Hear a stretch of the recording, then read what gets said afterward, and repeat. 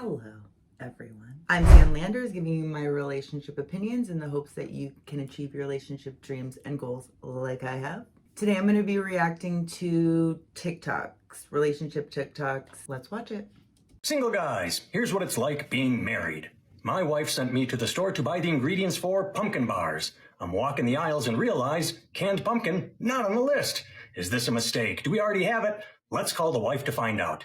She sends me straight to voicemail, shoots a text, can't talk. I respond with my dilemma and continue shopping.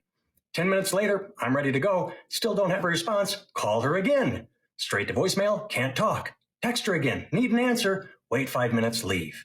Now, could I have bought canned pumpkin? Yes, but if we already have it, it's going to sit on the shelf for a year. You only use it at Thanksgiving. Halfway home, I get a text, we need canned pumpkin. I tell her I'm gone. She asks, can you go back?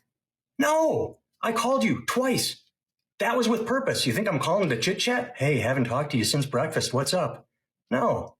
Now my wife is mad at me because she has to go to the store herself. Marriage. Can you believe this guy? He did nothing wrong. You want to make pumpkin pie? Go to the grocery store by yourself. The fact that he even goes to the grocery store for you is huge in the first place. So just take that as a win. This is a way that good guys get worn out and just decide it's not even worth it anymore. I bet if he showed up with a can of pumpkin pie mix that wasn't on your list, you would have lost your mind. There's no winning with people like this, with women like this. Side note, why the fucking shit did you not answer your phone? You have your husband out running errands for your ass. And what the hell are you doing that's so important that you can't talk to him on speaker? He doesn't have good time management and needs him to go to the store, or they have kids and somebody has to go to the store.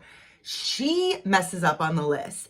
He tries to foresee psychically to avoid getting in trouble what could possibly be the problem that she did wrong. So he calls her to ask her. She ignores it. In that moment that she presses ignore, she has done 100% of this problem. She is the problem here. The problem is her. If he then remembers, oh, I remember the last time where I did absolutely nothing wrong, but then I ended up getting in trouble. So I'm going to recall her again because I don't want to get in trouble again because it's just like tiring and not fun. And I don't want to be married to my mom anymore. So I'm going to try to avoid getting in trouble. So what do? I call her and she's, again, denies the call. Oh my God, this is like, I'm angry at this lady right now. Not only did this guy do nothing wrong, but like, how the fuck are you going to have a guy run an errand for you? You screw up, then you reject his call twice. Like 3 times you could have been saved out of this situation. And then you expect him to go back to the store for you? Like if, think about if the roles were reversed and he was doing this and calling and saying, can you go back to the store? He'd be like, don't treat her like she's your servant, da da da da da. Like, does this chick think that this guy, what's his name? Nathan Timmel, is her husband or her personal assistant? I would argue, and I hate to say this, Nathan Timmel, but when chicks treat their husbands like this, they don't really love them. They like them. They enjoy probably the lifestyle that they provide. And there's nothing technically like wrong with the relationship for them to break up with them. I love the shit out of my husband.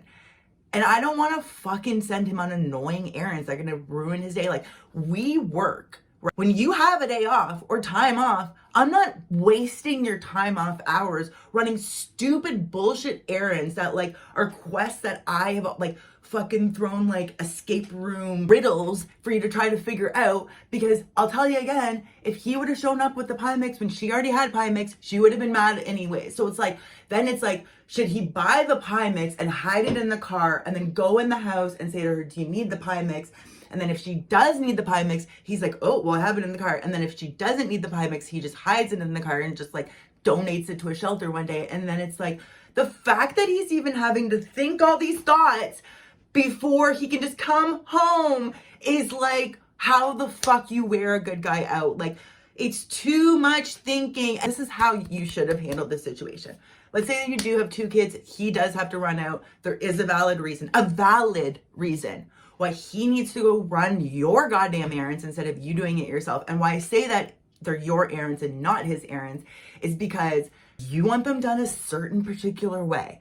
and you can't even be trusted to make the list correctly. If you want them done a certain way, you need to do them a certain way. I literally hold my phone in my hand in the anticipation that like 17,000 things could go wrong that are not his fault. But I don't want to put him in a position where he comes home and is like, here's the thing. Is this right? Because they ran out of the other thing. I'm like, I don't know what to do. So I'll hold or like keep my phone on me in the anticipation that like they're going to be out of the product or like he's going to want to confirm. I want him to achieve the quest that I've sent him on as well. It's not like like we're on the same team here. Is what technically did he do wrong?